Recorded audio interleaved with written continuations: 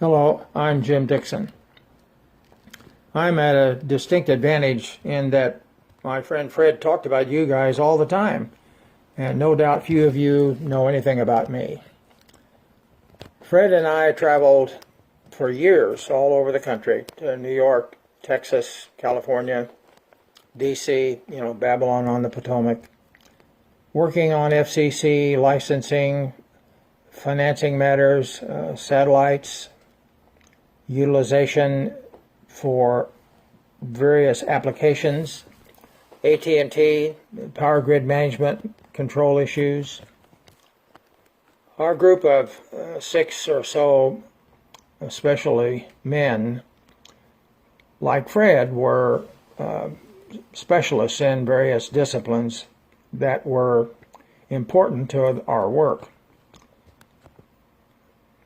Our group called Fred Whiteboard Fred, which probably depicts Fred more than anything.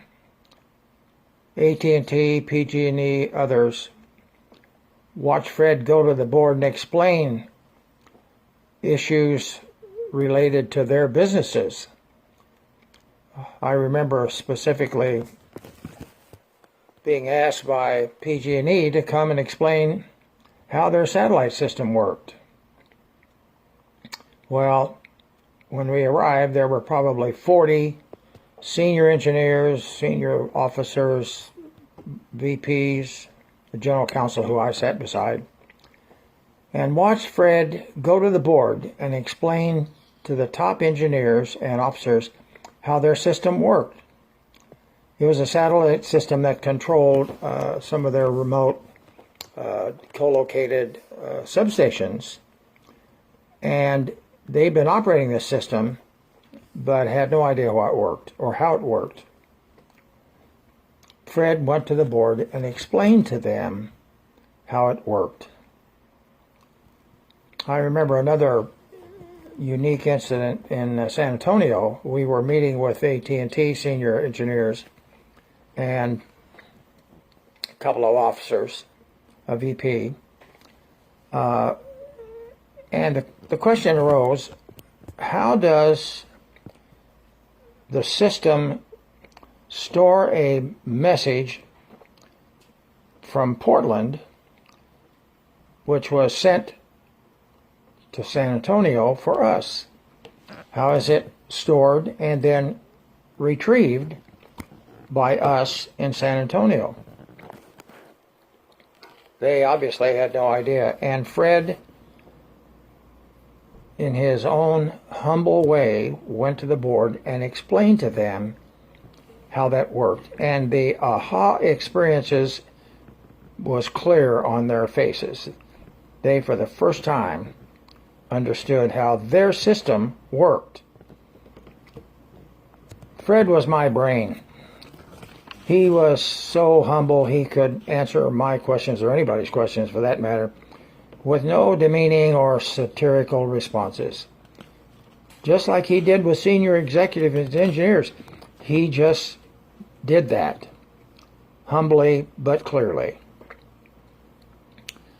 Recently, there have been discovered insights into our universe, how it works, unbeknownst in the past, even in the highest scientific circles.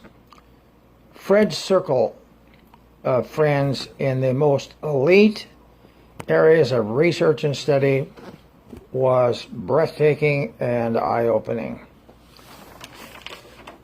Fred was convinced that the Earth, universe and all, was created and managed by God. It was being revealed by high-speed, I'll get this right, linear accelerators like the one in France. Proton beams revealed the Higgs boson, now being called the God particle.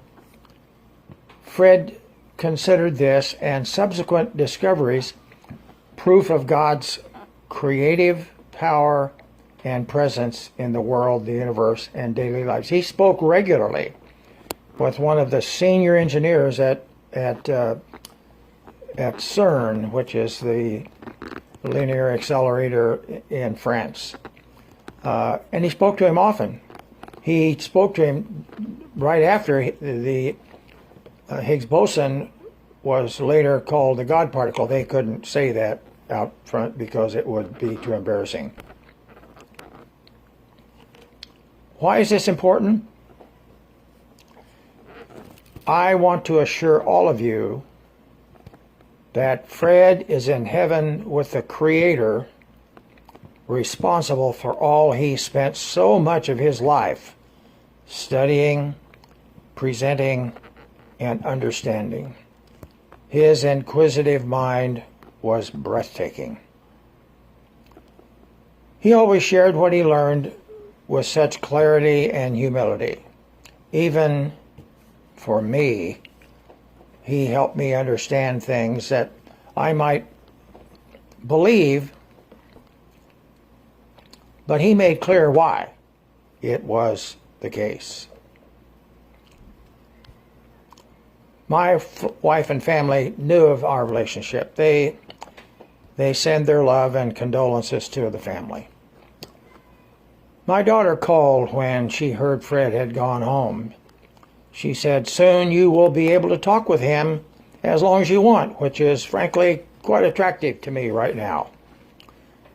I said, "Heaven is the only place I could ever find Fred's peer. Never here."